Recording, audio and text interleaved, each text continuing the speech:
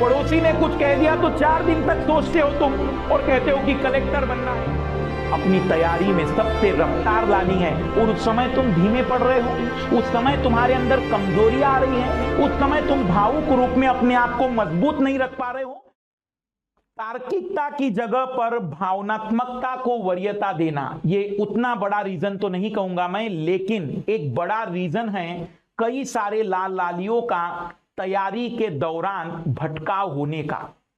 देखो भाई, जिंदगी में उतार चढ़ाव आएंगे, जिंदगी में दुख दर्द भी आएंगे, जिंदगी में सही भावनाएं और गलत भावनाएं भी आएगी, पर तुम्हें हर बार उन भावनाओं में बहना नहीं है।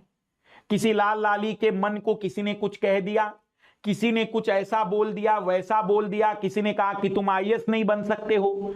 तुम्हारी जिंदगी में दूसरे लोगों का महत्व थोड़ा सा कम करोगे तब तो जाकर तुम अपनी जिंदगी के निर्णय ढंग से ले पाओगे।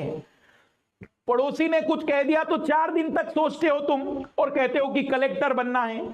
कल्पना करो तुम्हारे जैसा व्यक्ति कोई कलेक्टर बन गया जो पड़ोसी की बातों को 4 दिन तक सोचता है, वह क्या करेगा निर्णय लेते समय? आपको लगता है कि वह निर्णय ले पाएगा सही समय पर, सही परिस्थितियों में?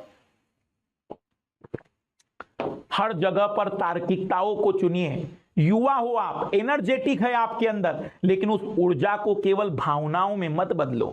किस बात का डर है तुम्हें? तुम्हें किस बात की फिक्र है? क्या तुम्हें लगता है कि इस पृथ्वी पर, जैसे एक लाल ने मुझसे कहा था, मैंने बताया भी था कि एक लाल ने कहा कि मेरा ब्रेकअप हो गया है, और अगर ऐसी सिचुएशन किसी लाली और लाल की है जो ब्रेकअप पर भी टेंशन लेते हैं, अपने आप से आईने में एक बार सवाल पूछना और पूछना कि क्या ये 206 हड्डियां और 639 मसल, जिसमें 6 से 8 लीटर का ब्लड बह रहा था, क्या वो इस पृथ्वी पर केवल एकमात्र इसी लक्ष्य के लिए अवतरित हुआ था? और यदि हां, तो समझ जाना कि तुम्हें अब मोक्ष के रास्ते निकलना है, यूपीएससी नहीं देनी है, क्योंकि अब तुम्हारे पास केवल और केवल मेहनत करने के लिए कोई भी एनर्जी नहीं बची है। तुम्हें मैं बार बार कह रहा हूं, परिस्थितियां और भावनाएं बदल सकती है।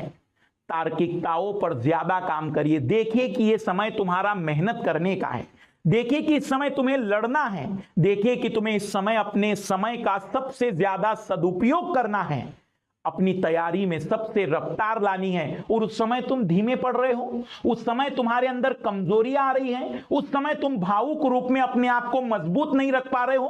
ठीक है, ये दुख आज जरूर है, लेकिन क्या यह दुख आने वाले 3 वर्ष के बाद जब नहीं रहेगा और तुम आज के बारे में सोचोगे तो क्या कहोगे अपने आप से? इसलिए तार्किकताओं पर बहुत बारीकी से काम करना है।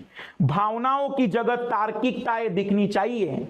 बाकी दुष्यंत कुमार की ये कविता के साथ मैं आज की विदाई लूंगा।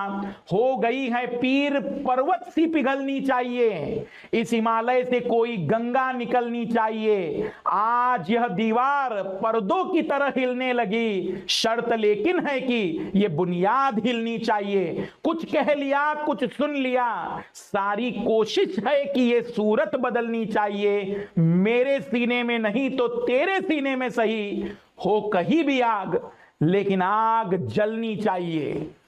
शुरुआत तो करनी पड़ेगी और वृहद स्तर पर करनी पड़ेगी, अद्भुत स्तर पर करनी पड़ेगी, और अपनी गलतियों को न्यूनतम करते हुए शुरुआत करनी पड़ेगी। बार बार गलतियों को दोहराना एक बुद्धिजीवी का लक्षण नहीं हो सकता है लाल लालियों।